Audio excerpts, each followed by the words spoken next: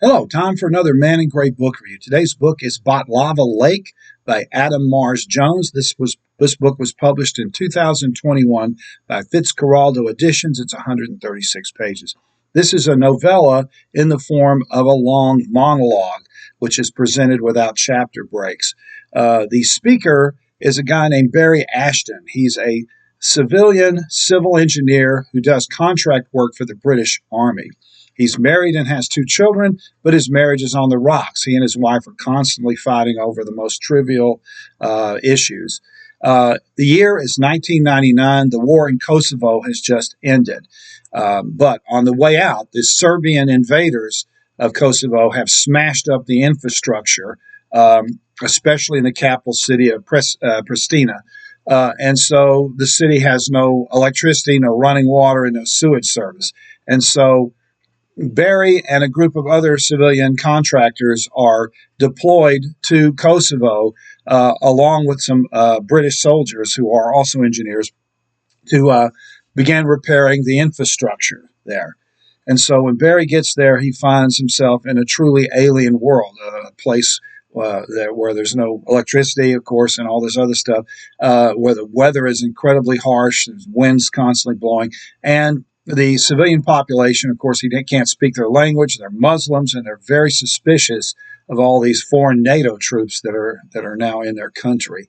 On top of all that difficulty, he has to deal with the typical absurdities of the military bureaucracy. There's a wonderful little set piece in here where the base commander is upset over the flagpoles at the base. There's flagpoles for all of the NATO countries, and they're made out of aluminum, and the commander doesn't like the way the flagpoles look. He thinks they look tacky and make the base look kind of third rate. So he orders Barry and his civilian groups to remove the aluminum flagpoles and replace them with more modern fiberglass ones. And they spend a lot of time and effort taking down the aluminum poles and then putting up these fiberglass poles.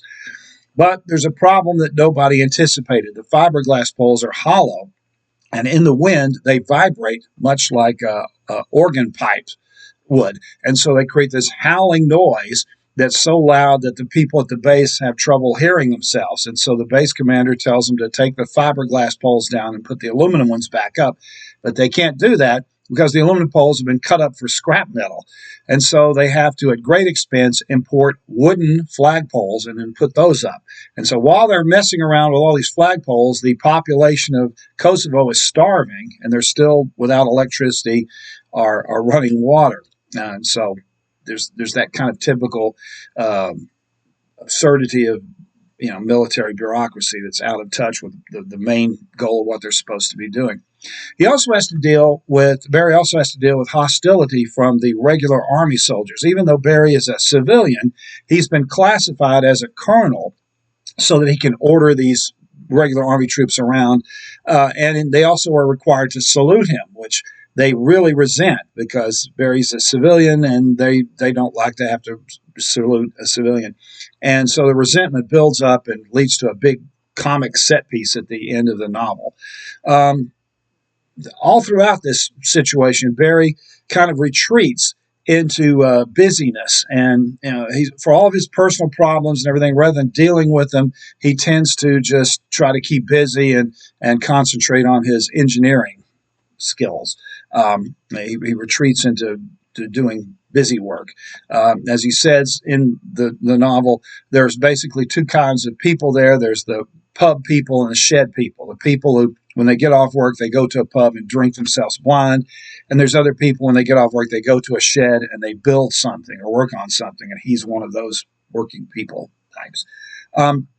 The novel ends in a big set piece where the regular army people kind of get their revenge on Barry and kind of work out their resentment.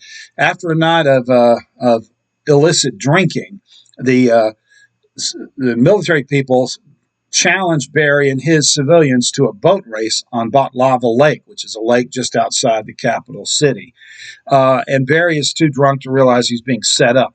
They're supposed to build a boat and row it to one end of the lake and then row it back to the other, and there's a fairly large monetary bet on this.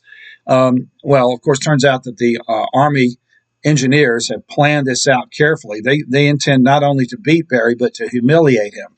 They build a very seaworthy craft, using their engineering knowledge, where Barry has to scrape together kind of spare parts and stuff he can find around. He basically builds a very unseaworthy craft made up of shower stalls that are welded together. And the end, it ends in disaster for Barry. He's actually swept into the lake. He and the whole crew wind up in the lake, and they have to stay there while the military people lord it over them. They go win the race.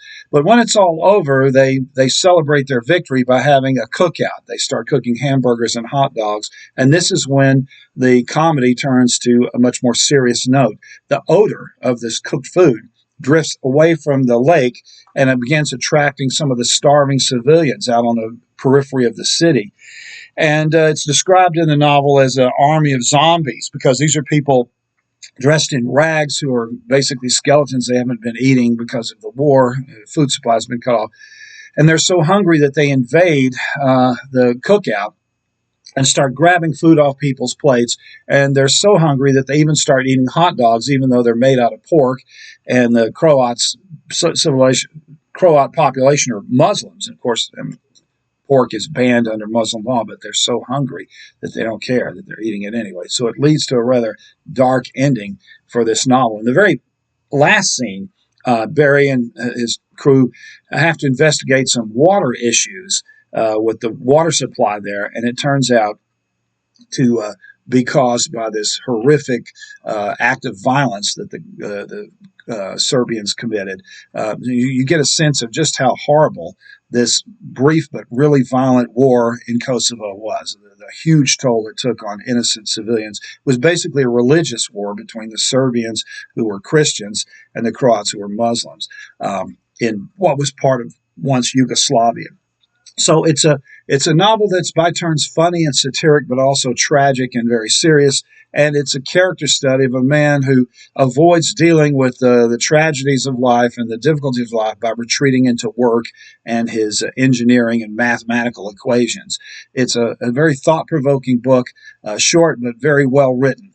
And it's by one of the major contemporary English novelists. The book is Batlava Lake, and the author is Adam Mars Jones. This has been another Man in Gray book review. Thanks for watching.